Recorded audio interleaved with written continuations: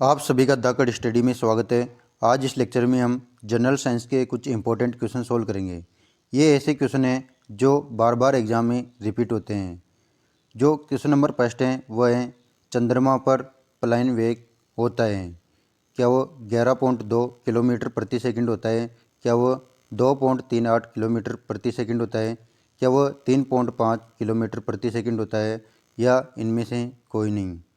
देखिए, जो चंद्रमा पर पलायन वेग होता है वह होता है 2.38 किलोमीटर प्रति सेकंड, यानी इस क्वेश्चन का सही आंसर होगा ऑप्शन सेकंड।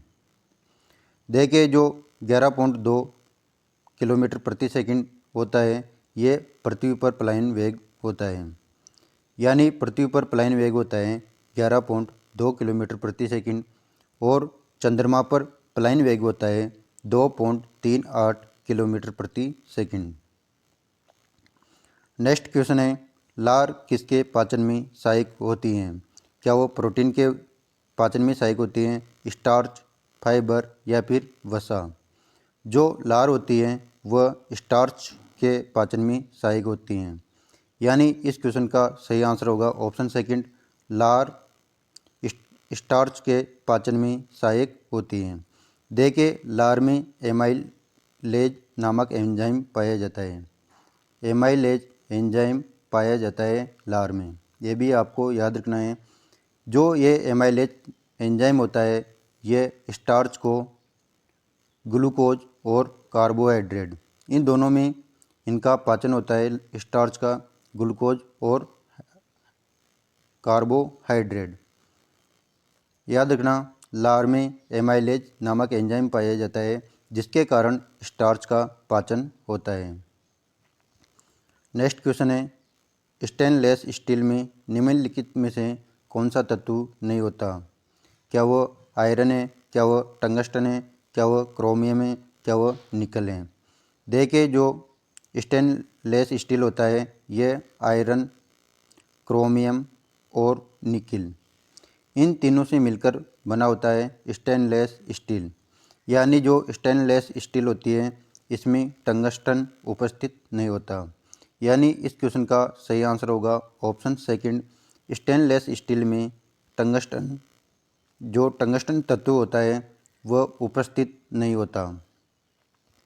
नेक्स्ट क्वेश्चन है निम्नलिखित में से कौन सा पादप हार्मोन है, क्या वो इंसुलिन है, क्या थायरोक्सिन है, क्या एस्ट्रोजन है, क्या साइटोकाइनिन है।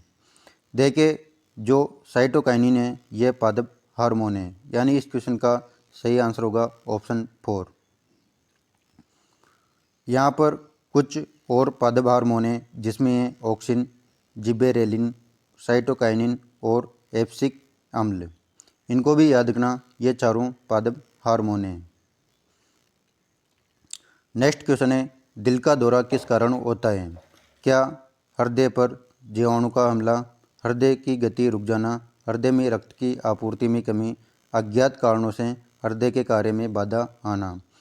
जो दिल का दौरा होता है ये हृदय में रक्त की आपूर्ति में कमी हो जाती है, इस कारण दिल का दौरा पड़ता है, यानी इस क्वेश्चन का सही आंसर होगा ऑप्शन थर्ड, हृदय में रक्त की आपूर्ति में कमी होने के कारण दिल का दौरा पड़ता है। नेक्स्ट क्वेश्चन है विश्व वन्य जीव कोष का प्रतीक क्या है, क्या इसका प्रतीक ध्रुवीय भालू है, क्या सफ़ेद भालू है, या फिर लाल पांडा है, या फिर चीता है। देखिए, जो विश्व वन्य जीव कोष हैं इसका प्रतीक है लाल पांडा, यानी इस क्वेश्चन का सही आंसर होगा ऑप्शन थर्ड। जो विश्व वन्य जीव फंड है इसको WWF भी कहा जाता है, इसकी फुल फॉर्म होते हैं world wide fund for nature. इसकी स्थापना हुई थी 1961 में, यह भी याद रखना, इसकी स्थापना 1961 में हुई थी। और जो WWF है इसका हेड क्वार्टर है ग्लांड, स्विट्जरलैंड में। नेक्स्ट क्वेश्चन है समुद्र में डूबी वस्तुओं का पता लगाने के लिए किस यंत्र का प्रयोग किया जाता है। देखिए, समुद्र में डूबी वस्तुओं का पता लगाने के लिए सोनार का प्रयोग किया जाता है। याद रखना, सोनार का प्रयोग समुद्र में डूबी हुई वस्तुओं का पता लगाने के लिए किया जाता है। एक होता है राडार, इसको भी याद रखना, जो राडार हैं इसकी फुल फॉर्म होते हैं रेडियो डिटेक्शन एंड रेंजिंग। और जो सोनार होती है इसकी भी आपको फुल फॉर्म याद रखना। इसकी फुल फॉर्म होते हैं साउंड नेविगेशन रेंजिंग। ये सोनार की फुल फॉर्म होती हैं साउंड नेविगेशन रेंजिंग। और जो राडार हैं इसकी फुल फॉर्म होती हैं रेडियो डिटेक्शन एंड रेंजिंग। जो राडार हैं इसकी सहायता से गतिमान वस्तुओं जैसे वायुयान, जलयान, मोटर गाड़ियों आदि की दूरी, ऊंचाई, दिशा, चाल आदि का दूर से ही पता लग जाता है। देखिए जैसे बॉर्डर होता है, इस पर किसी भी देश का जो वायुयान है यदि हमारी सीमा में आ रहा है तो उसका पता हमें राडार से लगता है। यानी जो राडार है इसका प्रयोग वायुयान की जो पता है उसको लगाने में किया जाता है। आई होप राडार और सोनार इन दोनों में आपको अब कन्फ्यूज नहीं होगा। जो राडार होता है इससे राडार से ऊंचाई पर उड़ने वाले वायुयान की दिशा, चाल आदि का पता लगाया जाता है, जबकि सोनार से समुद्र में डूबी हुई वस्तुओं का पता लगाया जाता है। नेक्स्ट क्वेश्चन है पारिस्थितिकी तंत्र में ऊर्जा का स्रोत है। देखिए जो पारिस्थितिक तंत्र होता है इसमें ऊर्जा का स्रोत क्या होता है? क्या वह सूर्य होता है, क्या हरे पौधे होते हैं, या प्रकाश संश्लेषण में पैदा होने वाली शर्करा होती हैं, या फिर एटीपी होती हैं। जो पारिस्थितिकी तंत्र होता है इसमें ऊर्जा का स्रोत सूर्य होता है। यानी इस क्वेश्चन का सही आंसर होगा ऑप्शन फर्स्ट, पारिस्थितिकी तंत्र में ऊर्जा का स्रोत सूर्य होता है। नेक्स्ट क्वेश्चन है ब्लीचिंग पाउडर का रासायनिक नाम क्या है? क्या कैल्शियम क्लोराइड है, क्या कैल्शियम हाइपोक्लोराइट है, या कैल्शियम क्लोरो हाइपोक्लोराइट है, या कैल्शियम बाई क्लोराइड है। जो ब्लीचिंग पाउडर होता है इसका रासायनिक नाम है कैल्शियम हाइपोक्लोराइट। इसका जो सूत्र होता है वो होता है CaOCl2। ये भी याद रखना CaOCl2 इसका सूत्र होता है और इसे कैल्शियम हाइपोक्लोराइड कहा जाता है। ब्लीचिंग पाउडर को कैल्शियम हाइपोक्लोराइड और इसका सूत्र होता है CaOCl2। नेक्स्ट क्वेश्चन है मोटर कार के धुएं से मानसिक रोग पैदा करने वाला प्रदूषक कौन सा है? जो मोटर कार के धुएं से मानसिक रोग पैदा करने वाला प्रदूषक है, क्या वो शीशा है, क्या वो NO2 है, क्या वो SO2 है, क्या वो मरकरी है। जो मोटर कार के धुएं से मानसिक रोग पैदा होता है वो प्रदूषक है शीशा। यानी इस क्वेश्चन का सही आंसर होगा ऑप्शन फर्स्ट। और यहाँ से याद रखना जो NO2 होता है यानी जो नाइट्रेट होता है, नाइट्रेट की यदि जल में मात्रा ज़्यादा हो जाती है तो ब्लू बेबी सिंड्रोम नामक रोग हो जाता है। ये भी याद रखना ब्लू बेबी सिंड्रोम जो रोग होता है वह जल में नाइट्रेट की प्रदूषण ज़्यादा हो जाता है इस कारण होता है। नेक्स्ट क्वेश्चन है उपार्जित लक्षणों की वंशानुगति का सिद्धांत किसने प्रतिपादित किया था? क्या वह डार्विन थे, क्या वो लेमार्क थे, क्या वो मेंडल थे, क्या वह विलियम हार्वे थे। देखिए जो उपार्जित लक्षणों की वंशानुगति का सिद्धांत है ये लेमार्क ने प्रतिपादित किया था। यानी इस क्वेश्चन का सही आंसर होगा ऑप्शन सेकंड। देखिए जो उपार्जित लक्षणों की वंशानुगति का सिद्धांत है इसके अनुसार ये सिद्धांत क्या है? वातावरण में यदि जिन अंगों का ज़्यादा उपयोग होता है वह अंग विकसित होते हैं, और जिन अंगों का उपयोग कम होता है वह कम विकसित होते हैं या फिर विलुप्त हो जाते हैं। ये हैं उपार्जित लक्षणों का वंशानुगति का सिद्धांत। और यहाँ से एक फैक्ट और याद रखना जो नेचुरल सिलेक्शन ऑफ थ्योरी है ये दी थी डार्विन ने। क्योंकि यहाँ से दोनों से एग्जाम में स्टूडेंट कंफ्यूज हो जाते हैं। जो उपार्जित लक्षणों की वंशानुगति का सिद्धांत है ये दिया था लेमार्क ने, और जो नेचुरल सिलेक्शन ऑफ थ्योरी है ये दी थी डार्विन ने। नेक्स्ट क्वेश्चन है सबसे स्थायी पारिस्थितिकी तंत्र कौन सा है? क्या वह वन है, या फिर समुद्र है, या फिर रेगिस्तान है, या फिर घास के मैदान है। देखिए जो सबसे स्थायी पारिस्थितिकी तंत्र होता है वो होता है समुद्र पारिस्थितिकी तंत्र। यानी इस क्वेश्चन का सही आंसर होगा ऑप्शन सेकंड। नेक्स्ट क्वेश्चन है पौधों में श्वसन क्रिया संपन्न होती है। जो पौधे होते हैं इनमें श्वसन क्रिया कहाँ पर संपन्न होती हैं? क्या वो हरित लवक में होती हैं? क्या लाइसोसोम में होती हैं? क्या राइबोसोम में होती हैं? क्या माइटोकॉन्ड्रिया में होती हैं? देखिए जो पौधे होते हैं इनमें श्वसन क्रिया संपन्न होती हैं वो होती हैं माइटोकॉन्ड्रिया में। यानी इस क्वेश्चन का सही आंसर होगा ऑप्शन 4। पौधों में श्वसन क्रिया माइटोकॉन्ड्रिया में संपन्न होती है। नेक्स्ट क्वेश्चन है, कौन सी ग्रंथि दुग्ध निष्कासन हार्मोन ऑक्सीटोसिन का स्रावण करती है?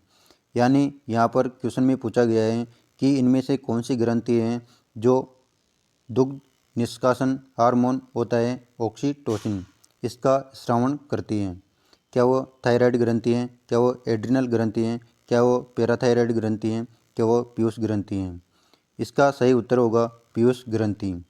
जो पीयूष ग्रंथि होती हैं इसके कारण जो ऑक्सीटोसिन हार्मोन होता है इसका स्रावण होता है। नेक्स्ट क्वेश्चन है, आयोडीन युक्त हार्मोन थायरोक्सिन है, क्या ये एक शर्करा है? क्या ये एस्टर है? क्या ये एक एमिनो अम्ल है? क्या ये एक पेप्टाइड है? जो आयोडीन युक्त हार्मोन थायरोक्सिन होता है यह एक एमिनो अम्ल है। यानी इस क्वेश्चन का सही आंसर होगा ऑप्शन 3।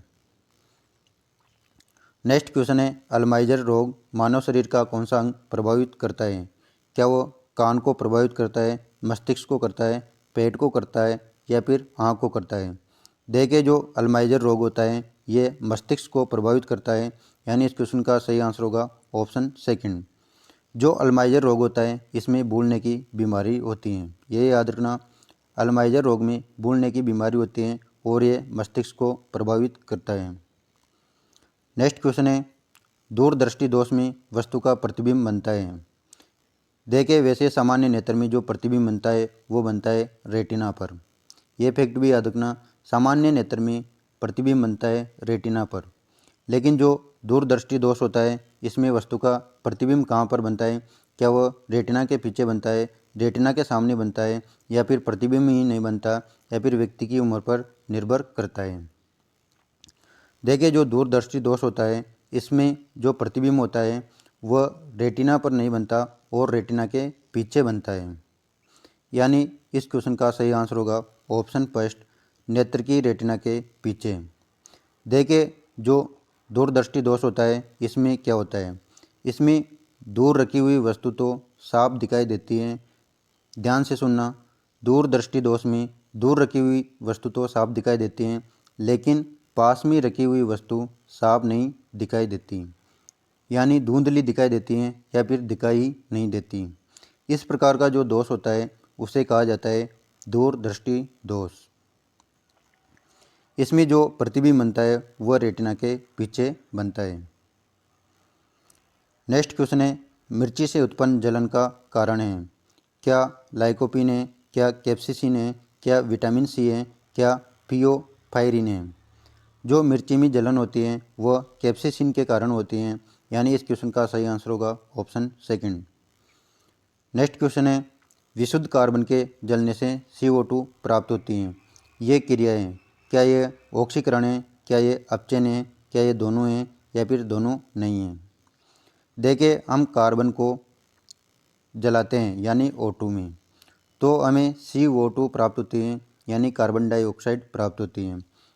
यहाँ पर ऑक्सीजन ऐड हो रही है, इस प्रकार इस क्रिया को कहते हैं ऑक्सीकरण। जिन भी अभिक्रिया में ऑक्सीकरण ऐड होती हैं यानी ऑक्सीकरण का जुड़ना ऑक्सीकरण कहलाता है। यानी इस क्वेश्चन का सही आंसर होगा ऑप्शन 1।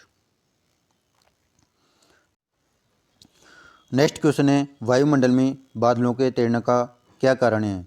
क्या वह ताप कम है, दाब कम है या फिर उनका घनत्व कम है या फिर उनका वेग कम है? देखिए जो वायुमंडल में बादलों के तैरने का कारण है क्योंकि उनका घनत्व कम होता है, इस कारण वह तैरते हैं। यानी इस क्वेश्चन का सही आंसर होगा ऑप्शन 3। देखिए जिन भी वस्तुओं का घनत्व कम होता है वह उनके ऊपर तैरती हैं। जैसे बर्फ़ का घनत्व पानी से कम होता है, यानी पानी का घनत्व ज़्यादा होता है और बर्फ़ का घनत्व कम होता है, इस कारण बर्फ़ पानी पर तैरती है। यानी इस क्वेश्चन का सही आंसर होगा ऑप्शन 3, घनत्व कम होने के कारण वायुमंडल में बादल तैरते हैं। नेक्स्ट क्वेश्चन है, चांदी के पात्रों का काला पड़ जाना वायुमंडल में कौन सी गैस की उपस्थिति के कारण होता है? क्या ये हीलियम के कारण होता है, या फिर कार्बन डाइऑक्साइड के कारण होता है, या नाइट्रोजन के कारण होता है, या फिर हाइड्रोजन सल्फाइड के कारण होता है? देखिए, जो चांदी के पात्र होते हैं इनका काला पड़ जाना हाइड्रोजन सल्फाइड के कारण होता है। यानी इस क्वेश्चन का सही आंसर होगा ऑप्शन 4।